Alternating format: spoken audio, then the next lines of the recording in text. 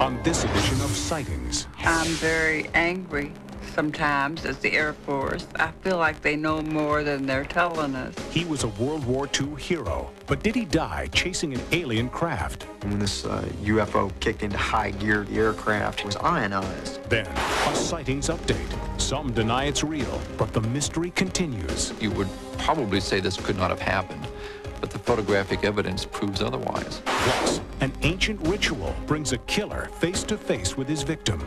The room became very cold, and he became very frightened. Later, a loving father's final gift saves his family from an icy tomb. The car was filling up with water very, very fast. And is Denver's new airport cursed? There's a possibility that there's something out here.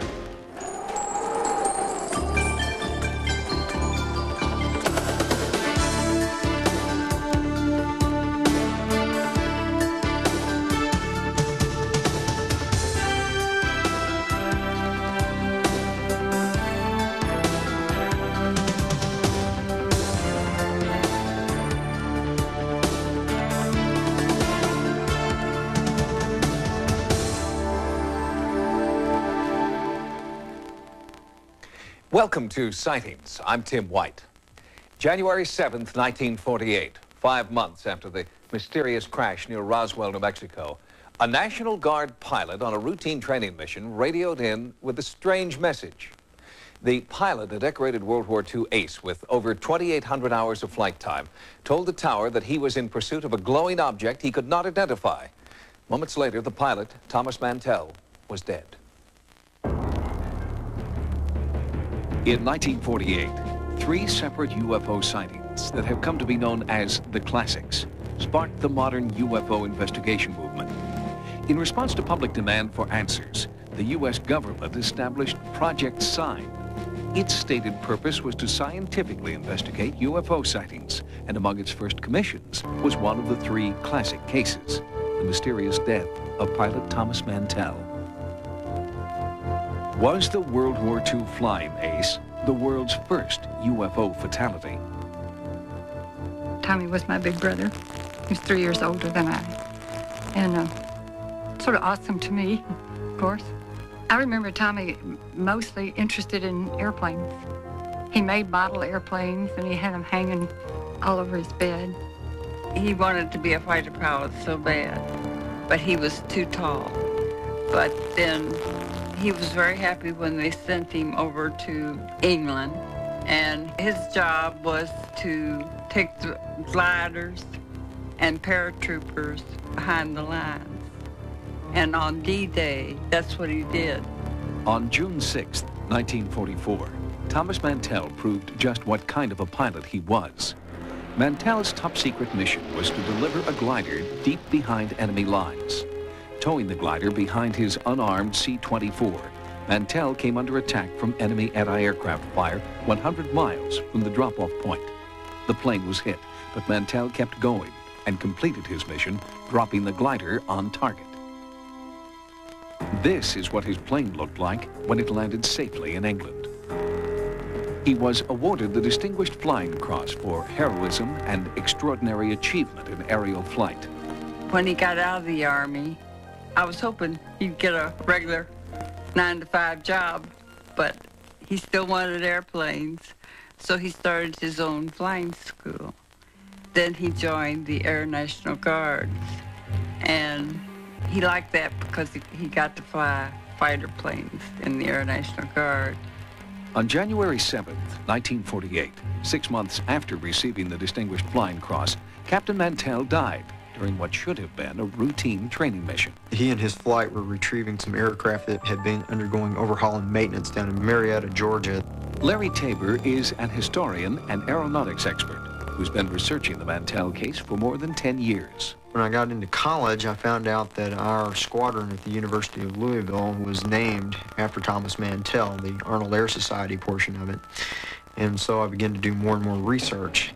Tabor has amassed hundreds of civilian and military documents related to the curious death of Thomas Mantell. He was returning from Marietta, Georgia that day with 3 other men in a flight of P-51 fighters and they were returning to Stanford Field when they received a call from Godman Tire at Fort Knox to pursue an unidentified flying object that had been in the area.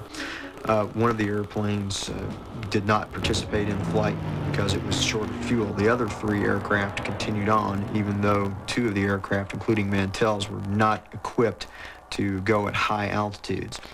They did see some type of flying object. They chased it for a certain amount of time there in the early afternoon, and they got to about 25,000 feet, and at that point, Mantell's wingman turned back to escort the less experienced pilot down. I, of course, find that strange, since it's the job of a wingman to stay with his flight leader at all times. Mantell chose to continue to chase the object, something that he felt was a threat to the security of America. At some point, Mantell said, "I see the object, I'm going to pursue it a little bit further," and that was the last contact that anybody had with Mantell.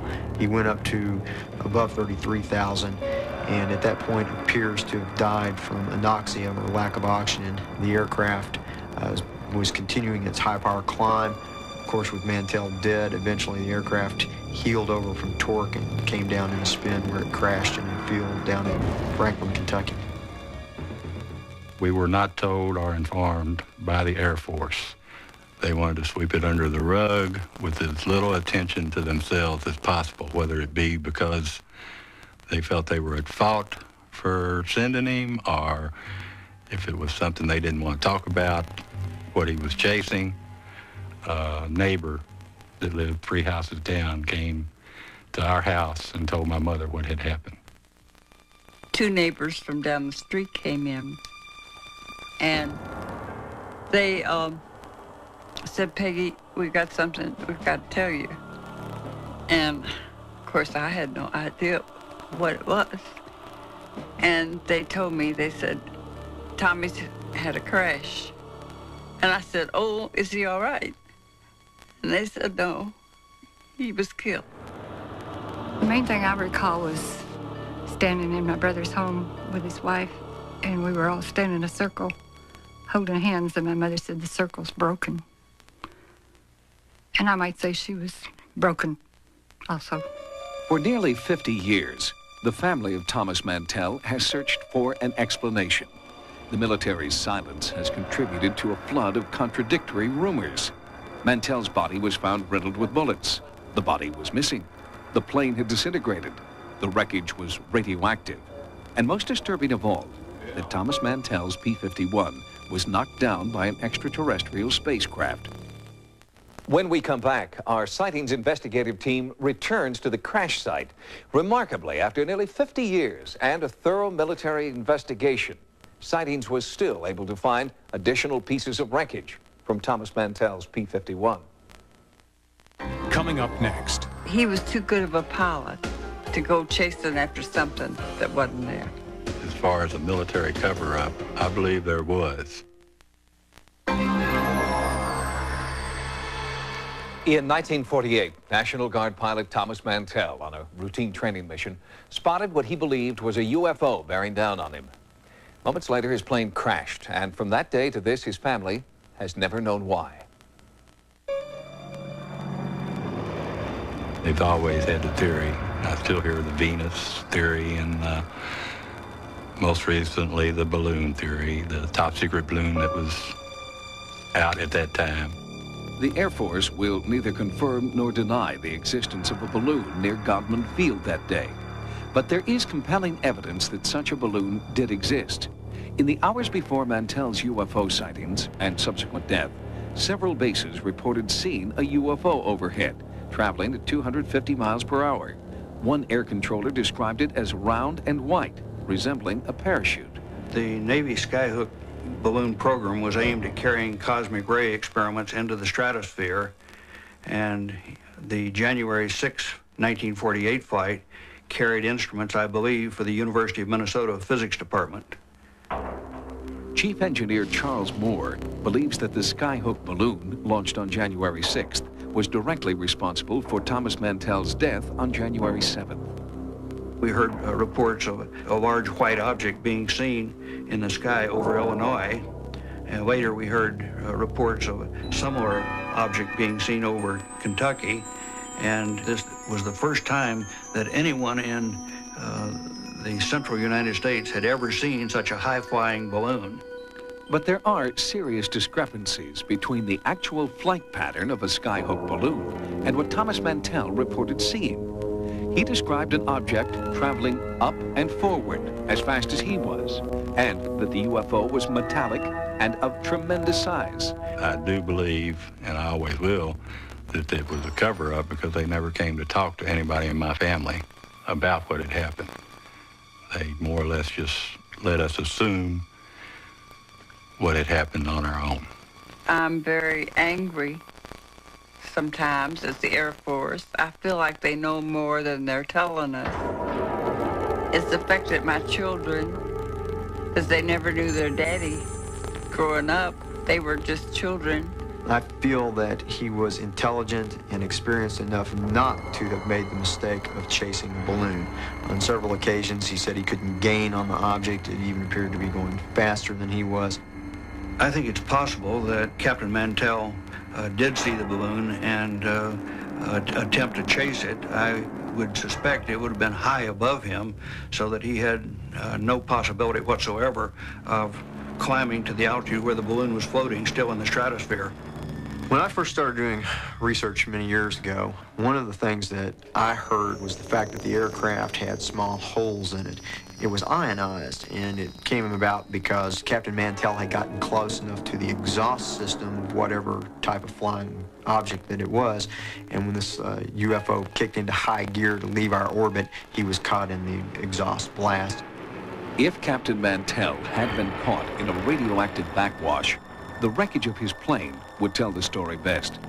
Sightings sent an investigative team to the crash site in Franklin, Kentucky, with the hope that clues to the Mantell mystery might still litter this field. It was the first time the family had been to the crash site. At the time of the accident, we were not able to come here. They threw security all in the whole area. Glenn and Anna Margaret Mays were two of the first people on the scene. I mean, it was like pandemonium, you know, how people just congregating, and it was, you know, the road was full of cars and people were coming. Mm-hmm. How long did they keep the area blocked off for? Good while, didn't they, Glenn? Pretty good while. I don't know exactly how long. On 2 or 3 days, they brought a truck and a dozer down here from Fort Knox and loaded what was left of the plane on a truck and took a dozer and buried, you know. Right. That's what we heard. We just heard that, got that Filled the hole information today. Yeah, we heard that. After 46 years, Glenn Mays thought he remembered the location where the military had buried wreckage from Mantell's plane. After so many years, our team had few expectations, but the family had high hopes. Right up in that bunch of weeds right in there, it's pretty close. Right up in there where them weeds are. Well, I'm getting some radiation spikes. There were pockets of high radiation in the field, but when our team began to dig, there were no signs of metal debris. I sent him back to fetch a picture he has showing where the aircraft crashed. If that can give us perhaps a better determination of how far it is from the barn and if the military's records are accurate or not. Our sightings camera crew matched the angle and the depth of field shown in this old newspaper clipping. It may not have been the most technically sophisticated method the team tried, but it worked.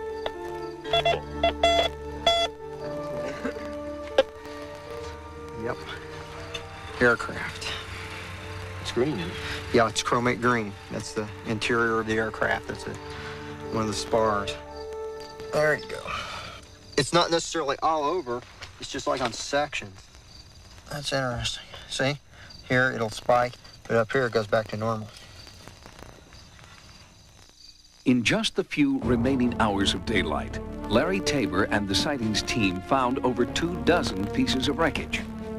Fortunately, there are serial numbers on several pieces of the aircraft that were recovered, and these can be traced to ensure that it did come from the airplane that Captain Mantell was flying that day. I hope what you all are doing brings to light some of it, because I was hoping before I pass on that I find out what it is. If this is wreckage from Mantell's plane, why was it buried in an unmarked trench by the same military that had promised to do a thorough investigation? And why does it refuse to answer the Mantell family's simple plea? What happened to Tommy?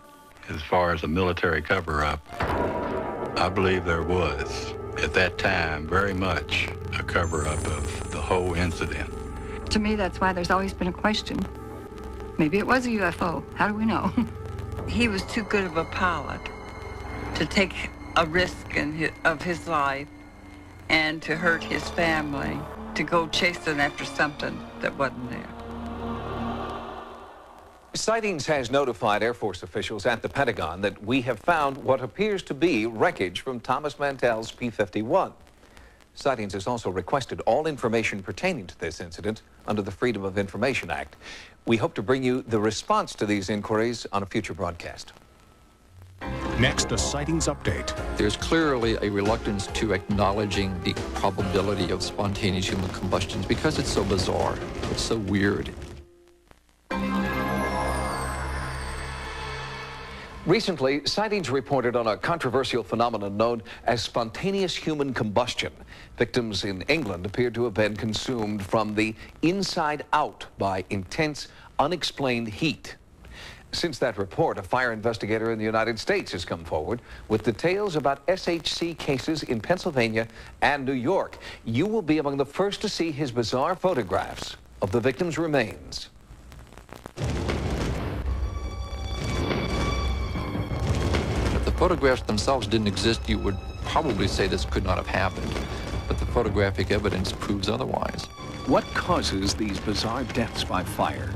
Larry Arnold, director of Parascience International, is a leading authority on spontaneous human combustion cases in the United States. There's clearly a reluctance to acknowledging the probability of spontaneous human combustion in any particular case because it's so bizarre. It's so atypical, it's so weird. That a human body can self-ignite and be burned to ash is just so problematic that psychologically, people in mainstream science just can't come to terms with it. A recent case in point is this death in New York. The body of a man had turned to ash, while the bed he slept in was largely intact, and there was absolutely no fire or smoke damage to the ceiling directly over the body. People thought I was crazy when I said SHC, spontaneous human combustion. Robert Purdy, now retired, was coordinator of emergency services for Essex County, New York, when he was called in to investigate the scene of the unexplained death. What other logical explanation is there if you know anything about fire at all? If you know that a building burns at 1,500 degrees, if you know you're cremated at 2,300 degrees, and when you're cremated, you have bone particle. There was 2 pieces of bone. The rest was powder. That's spontaneous human combustion in my estimation, or somebody's got to tell me what else did it, and I don't know of anything else. Fire investigators in Pennsylvania were equally shocked by a similar case of suspected SHC. Henry Lott was the local fire chief at the time of the incident. The proof of something is in the actually seeing it yourself and being involved in something like this. And this case is a mystery, and I don't think there's anyone who would ever be able to put a label on it one way or the other. Jack Lotwick is a retired Pennsylvania fire marshal who is searching for a scientific and reproducible reason why some people appear to spontaneously combust. Facts are so important to us. We have to be able to go into court and articulate what causes this fire. When you get into this realm here, of spontaneous human combustion, it's all guesswork, and nobody's ever successfully explained where all of this intense heat could come from generated within the human body. The most widely accepted, but still unproved theory about the cause of spontaneous human combustion involves a process known as the candle effect. Researchers believe that fat cells have the potential to fuel an internal human fire that consumes the body from the inside out. But every attempt to duplicate the candle effect under laboratory conditions has failed. No one knows what causes SHC. And nobody's required to know everything. And I don't know is a good answer sometimes. If you didn't see it yourself as I saw it, you can't explain it. If I hadn't seen this and you told me it happened, I told you you were crazy. I really would. Testing to uncover the true nature of spontaneous human combustion is ongoing. Pathologists and fire experts realize that until they can prove the candle effect under controlled laboratory conditions, spontaneous human combustion will remain a mystery. Coming up, a loving father's final gift saves his family. The only way that his family was going to make it was if he could be there. Then, an ancient ritual conjures the ghost of a murder victim. And is Denver's new airport cursed? We've all heard stories about people who suddenly developed superhuman powers during a moment of great tragedy. The mother who picks up a car to save her child, for example. But where does the power come from? Is it just adrenaline, or could it spring from a more supernatural source? One woman who saved the lives of her children after a terrible accident believes the power came from her dead husband. Life was good for John and Patty Eggleston and their two boys, Chris and John Jr. But just days after this picture was taken, John was dead. It happened in a split second on the way home from a family ski vacation in Washington State. Within 5 minutes of leaving the ski area, we hit some black ice, and the car went out of control. We hit one railing, and then skidded out of control, and then hit another, and then after a few times, we went over the railing. While we were airborne, it seemed like it took forever. I had enough time to be really, really afraid. Their car had skidded, flipped over the bridge's guardrail, and plunged 80 feet into the icy Skykomish River. When we hit the water, I had a momentary sense of relief until I realized that the car was filling up with water very, very fast. After the impact, Patty couldn't move. Her feet were trapped by the car's motor. I finally was able to pull my feet out, and I laid down on the seat, and I put my feet up to the window and kicked it. With the power she would later describe as otherworldly, Patty began to kick at the window. I kicked and kicked and kicked. I don't know how many times, but I know I had to kick a lot. I was at a loss. I didn't know what I could do next. The car was submerged. Hundreds of pounds of water pressure resisted Patty's feeble attempts to free her family from their metal coffin. Then, a strange sensation came over her. As I put my feet to the window, it seemed like I knew what to do, and I had this incredible feeling come through me that the best thing I can describe is I call it liquefied love. And then, the window shattered. I swam out of the car and came up gasping for air, holding onto the ski racks, and my 6-year-old son came bobbing to the surface, and I saw him floating down the river. So I grabbed him and somehow got the two of us up onto the roof of the car, and at that point there wasn't anything else I could do except to scream for help. From the roof of her car, Patty felt sure her husband was sitting on the bank of the river. I had this strong sense of him sitting up there on the rocks, and I knew he was okay, and I knew he was sitting there, and I was mad, thinking, John, why aren't you helping me get your kids out of this car? Stranded in the middle of a freezing river, enveloped by darkness, Patty frantically cried for help. Her son, Chris, was still in the car. The lights in the car made an eerie glow in the water. The water itself was just glowing in the darkness, and I could see Patty on top of the car. A man appeared out of nowhere and jumped in the water and swam out to the car, and he said, is anybody left in the car? And I was screaming, yes, my baby, because I knew my husband was okay. Dennis dove under the frigid water, and after several agonizing minutes, resurfaced with Chris. He rolled over his head out of the water, and water came out of his mouth. I knew he wasn't breathing at that point for sure. And my son was trapped in the car for 10 to 15 minutes when the man finally was able to pull him out of the car. And my eyes had adjusted enough that I could see my little 4-year-old was dead. Dennis brought Chris's lifeless body to shore and tried to revive him. Patty carried John Jr. to shore and collapsed. Dennis said, he's okay, he's breathing now. Chris was alive, but the struggle was not yet over. Dennis and Patty had to carry the children up an 80-foot cliff. As they began their climb, Patty felt intense pain.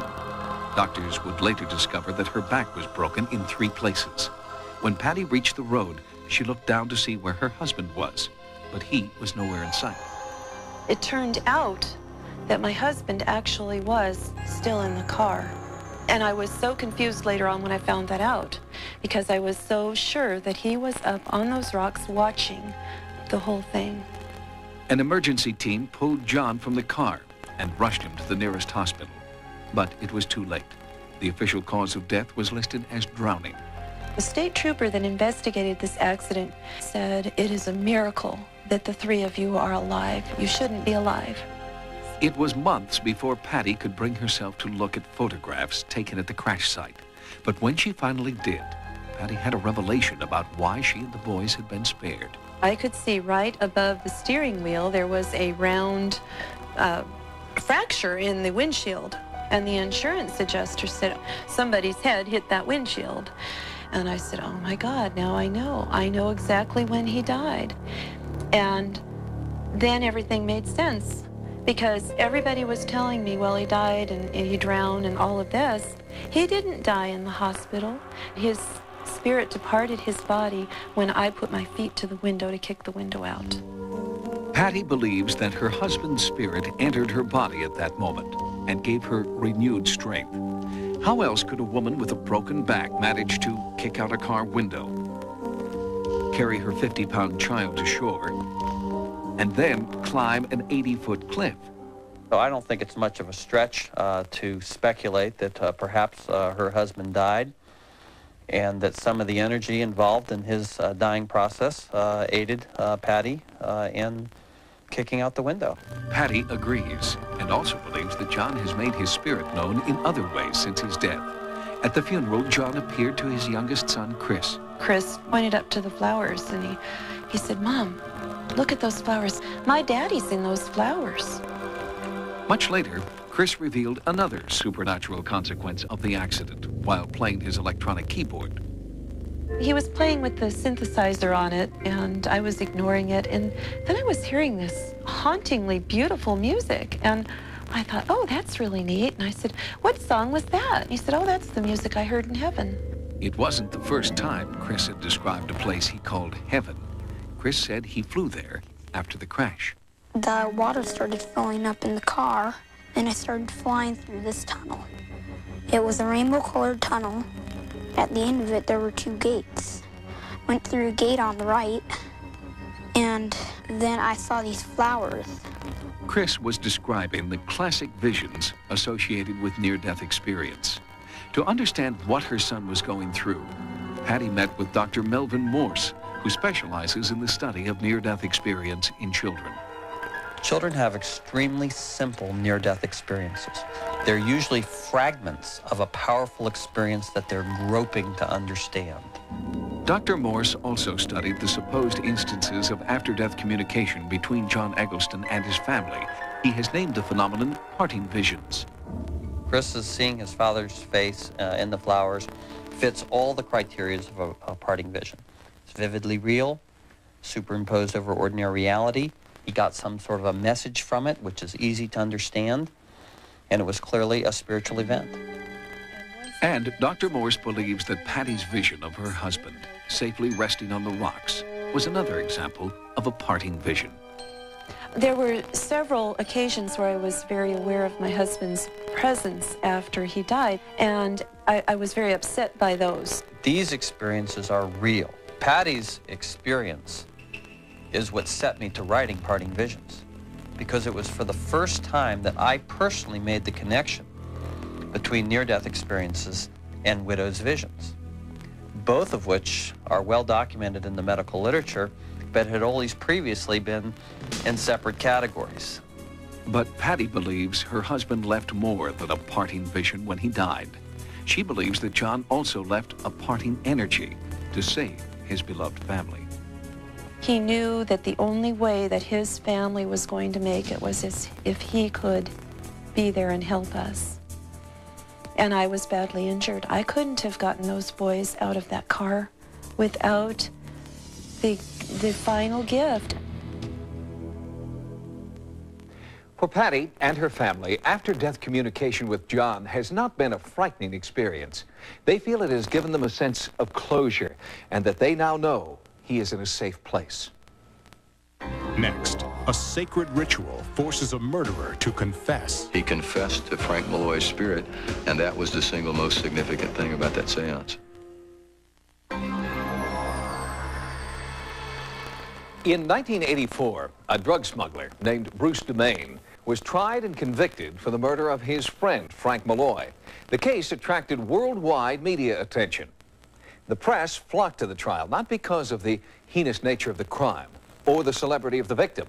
They came because this was the first time psychic evidence had been upheld in a court of law. It fell to prosecutors in Tucson, Arizona, to bring a murderer to justice. Frank Malloy had been gunned down in cold blood. The case was cut and dry in many respects. A drug deal, a gun, a dead man. But the case had one strange twist. The prosecution's star witness was the ghost of Frank Malloy. Frank Malloy was an insurance agent here in Tucson. He got involved in marijuana transactions with a couple of people, including a person by the name of Bruce DeMaine. Pima County picked one of its sharpest prosecutors, Ken Peasley, for the tricky assignment of proving DeMaine was the murderer. Ultimately, they had a disagreement over some money that Frank owed Bruce, and Bruce ended up taking him out in the desert and shooting him several times. A week later, a passerby noticed tennis shoes sticking out of Malloy's shallow grave. Homicide detective Ron Oakes was sent to investigate. First arriving at the crime scene, I noticed that there was a human body that was partially buried in a state of decomposition. We know from the autopsy that Frank Malloy was shot a number of times. He did not die quickly. He was shot several times in order to stop him from his resisting. Detective Oakes suspected Bruce DeMaine from the start, but he needed proof. He found that proof when he interviewed psychic Tony Noble, an acquaintance of DeMaine's. Bruce found out from another friend of mine that I was into readings and I was into supernatural, and I could do clacking, which was pretty much unheard of by a lot of people. And he told me he was having a lot of nightmares and he wanted to get rid of them if I could help him. In various forms, clacking has been used worldwide for centuries. I do my clacking with stones, a white one and a black one. And they have to be hard stones because you clack with them in your hands like so. You take them, you go, umgara, umgara, umgara, umgara, umgara, umgara, umgara, and it keeps going and going and going until you feel it. DeMaine had come to Tony because he believed that he was being haunted. He hoped the clacking would summon the spirit so he could confront it. Also attending the seance was Tony's friend Sharon Fiola. We were all sitting on the couch. I was in the middle. Sharon was on one side of me and Bruce was on the other side of me. And I started to do my clacking with my stones, and the room became very cold. And I told Bruce, I said, there's someone else here. And he said, well, who is it? And I said, who are you? And he said, my name is Frank Malloy. And I want to ask why I was murdered. For what reason? At this point in the seance, DeMaine made a startling confession. Bruce told me to tell Frank that he didn't mean to do it. It was just something that got out of hand. I felt at that point like a hand had grabbed a hold of my arm and held really tight. And Bruce told me that it was because when he was shooting Frank, he grabbed a hold of him on that arm and wouldn't let go. And after the death, they had to pry his fingers off his arm. And the next day I had marks right here, which was very frightening to me. These bizarre occurrences are not uncommon in seances where clacking is used, according to folklorist Patrick Polk. There's the idea of a vengeful spirit here. And quite often, certainly in folklore and in numerous world traditions, there's the idea that spirits of murdered individuals, people who died unnatural deaths, wander or can't go to heaven. They're not going to rest until the murder or the wrong has been righted. Polk believes that it is the sound of the clacking stones that facilitates communication with spirits. You have clacking, where you're making this monotonous sound, this clacking that's putting you into a space where you communicate with the spirit. And chanting serves really the same purpose, and it's just another sensory means of making that connection, getting into that space where the living can communicate with the dead. When I first heard about the clacking session and the seance, I think that I was probably not quite sure what to make of it, and whether anybody else in the courtroom believed it or not. One person did, and he was the defendant, Bruce DeMaine. He believed it happened. He talked to the spirit. He confessed to Frank Malloy's spirit, and that was the single most significant thing about that seance. I don't know why Bruce DeMaine would have made these statements, but I suspect it had to do with a sense of guilt, because during the seance he also stated that he was remorseful about taking this person's life. I would think that what he hoped was, by communicating with Frank Malloy and by actually answering the questions directly about why he did this, and then making admissions about it, that hopefully that Frank Malloy would stop bothering him. It was my first experience with bringing someone through and having the person that murdered him sitting right next to me. But would the jury believe that a ghost could make a killer confess? Well, I always thought that Toni was telling the truth, at least from her point of view. And one of the things that convinced me that she would be persuasive was her talking about information or things that she would have had no way to know about. Those things convinced me that Toni Noble was a witness that I thought that a jury would believe. And Ken Peasley was right. After 5 hours of deliberation, the jury returned their verdict, guilty of first-degree murder. I think the psychic evidence was in fact the most significant. The other evidence was really used to corroborate what had taken place during the seance or during the clacking session with Toni Noble. I'm not going to sit here and tell you that I can explain everything to you, and I know why it happens. I don't know why it happens. I do not have any idea why it happens, but it does happen.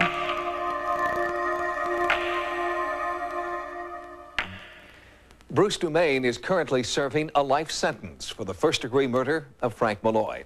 He is incarcerated at the Arizona State Prison at Florence and will not be eligible for parole until the year 2009. Coming up, are ancient spirits stopping modern progress? My people used to say that any of the burial grounds was a place that you never went back to bother.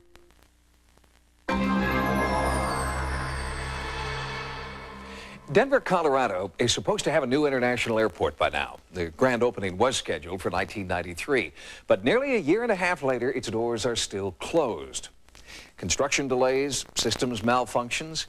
Well, that is part of it, but many Denverites believe the real reason that the new airport remains closed is bad karma. When state officials first announced plans to build Denver International Airport, they dazzled the city with a bold architectural vision. DIA would be America's largest airport, operated with state-of-the-art technology. But 5 years after a promising groundbreaking ceremony, the airport stands empty. Innumerable setbacks have pushed the grand opening back weeks, then months, now years. The only problem that we have here is technology, modern technology. Not everyone agrees. Native Americans in the area believe the airport remains closed because of restless spirits. A long time ago, my people used to say that any of the burial grounds or any of the places where the people were put away was a place that you never went back to bother or anything like that, you know. Alden Naranjo is a member of the Southern Utes, one of many Native American tribes living in Colorado. When plans were first announced to build the airport, the Southern Utes and other Colorado tribes warned officials about the site they had chosen. Tribal leaders believed that disturbing the land might irreparably disturb their ancestors. One of the concerns that we have is that possible burial sites or other structures that was out here, or, you know, not permanent structures, but, you know, like teepee rings and things like that. According to Naranjo, the Denver International Airport's architectural bow to the teepees that once stood here has not appeased his ancestors' restless spirits, nor have other sincere attempts by DIA officials to sanctify the site. We hired a Native American on our staff to monitor, to make sure that if anything was found during the excavation of the site, and you have to remember, we moved 110 million cubic yards of soil out here. And so there was the likelihood that we could possibly turn up something. And even though only arrowheads and other hunting artifacts were unearthed, DIA officials continued to cooperate with tribal leaders. We did do a private ceremony at the Native Americans' request. Actually, we've done it twice. We did it in '87, and we did it again in October of '91. And we wanted to grant their wishes that in case there were any spirits remaining out here, what they ruled as spirits, that those spirits would be at rest. But many Native Americans still believe the spirits are not at rest, and that even if DIA does open, it will continue to have problems. Naranjo feels his ancestors will continue to make their presence known. There's a possibility that there's something out here. You know, my people believe there's a lot of spirits. There's like right now we're having this wind, Maybe there's a reason for this, the spirits of this, the reason for this day has been like it is today.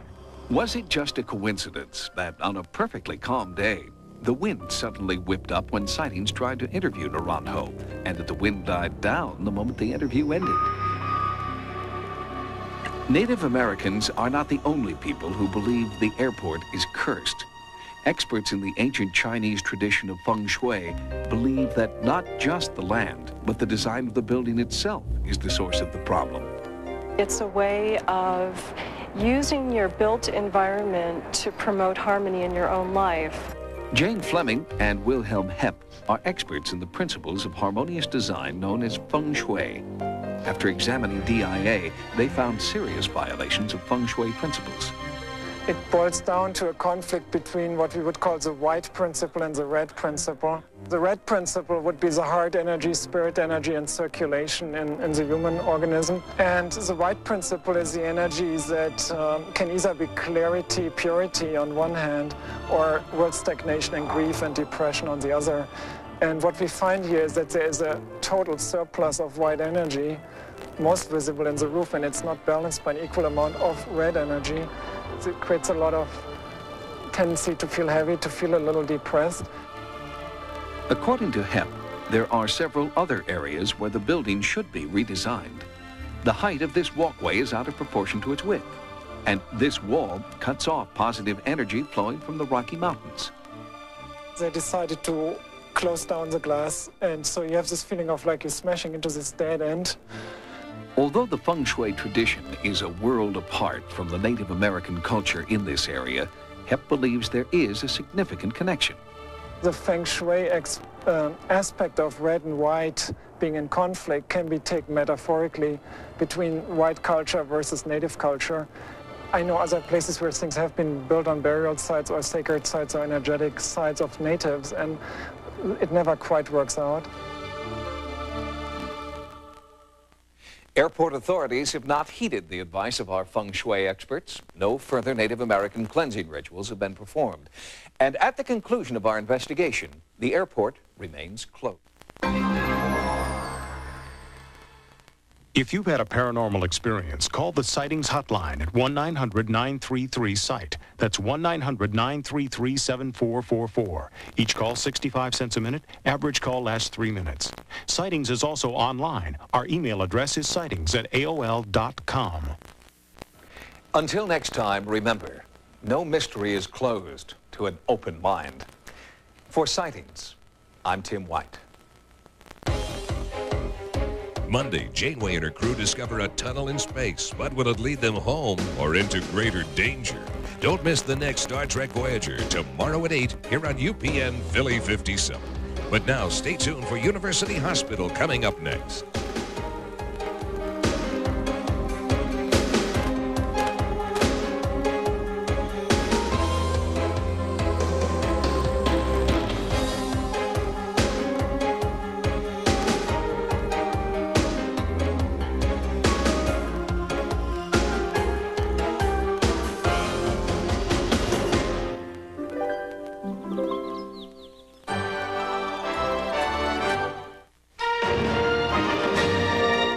Mantell kept going and completed his mission, dropping the glider on target. This is what his plane looked like when it landed safely in England. He was awarded the Distinguished Flying Cross for heroism and extraordinary achievement in aerial flight. When he got out of the Army, I was hoping he'd get a regular 9-to-5 job, but he still wanted airplanes, so he started his own flying school. Then he joined the Air National Guards, and he liked that because he got to fly fighter planes in the Air National Guard. On January 7th, 1948, 6 months after receiving the Distinguished Flying Cross, Captain Mantell died during what should have been a routine training mission. He and his flight were retrieving some aircraft that had been undergoing overhaul and maintenance down in Marietta, Georgia. Larry Tabor is an historian and aeronautics expert who's been researching the Mantell case for more than 10 years. When I got into college, I found out that our squadron at the University of Louisville was named after Thomas Mantell.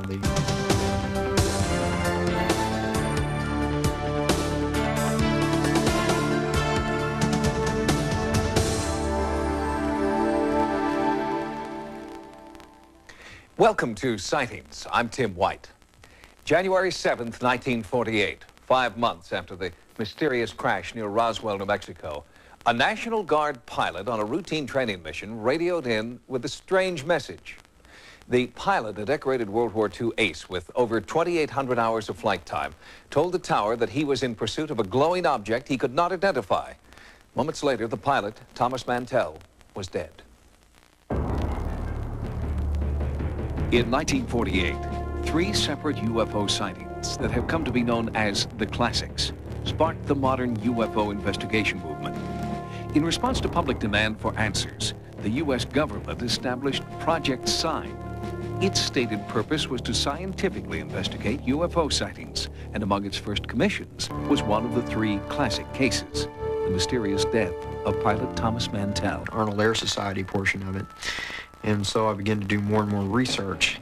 Tabor has amassed hundreds of civilian and military documents related to the curious death of Thomas Mantell. He was returning from Marietta, Georgia that day with 3 other men in a flight of P-51 fighters. And they were returning to Stanford Field when they received a call from Godman Tire at Fort Knox to pursue an unidentified flying object that had been in the area. One of the airplanes did not participate in the flight because it was short of fuel. The other 3 aircraft continued on, even though 2 of the aircraft, including Mantell's, were not equipped to go at high altitudes. They did see some type of flying object. They chased it for a certain amount of time there in the early afternoon, and they got to about 25,000 feet, and at that point, Mantell's wingman turned back to escort the less experienced pilot down. I, of course, find that strange since it's the job of a wingman to stay with his flight leader at all times. Mantell chose to continue to chase the object, something that he felt was a threat. Was the World War II flying ace the world's first UFO fatality? Tommy was my big brother. He was 3 years older than I. And sort of awesome to me, of course. I remember Tommy mostly interested in airplanes. He made model airplanes, and he had them hanging all over his bed. He wanted to be a fighter pilot so bad, but he was too tall. But then he was very happy when they sent him over to England, and his job was to take the gliders and paratroopers behind the lines. And on D-Day, that's what he did. On June 6, 1944, Thomas Mantell proved just what kind of a pilot he was. Mantell's top-secret mission was to deliver a glider deep behind enemy lines. Towing the glider behind his unarmed C-24, Mantell came under attack from enemy anti-aircraft fire 100 miles from the drop-off point. The plane was hit, but on this edition of Sightings, I'm very angry sometimes as the Air Force. I feel like they know more than they're telling us. He was a World War II hero, but did he die chasing an alien craft? When this UFO kicked into high gear, the aircraft was ionized. Then, a Sightings update. Some deny it's real, but the mystery continues. You would probably say this could not have happened, but the photographic evidence proves otherwise. Plus, an ancient ritual brings a killer face to face with his victim. The room became very cold, and he became very frightened. Later, a loving father's final gift saves his family from an icy tomb. The car was filling up with water very, very fast. And Is Denver's new airport cursed? There's a possibility that there's something out here.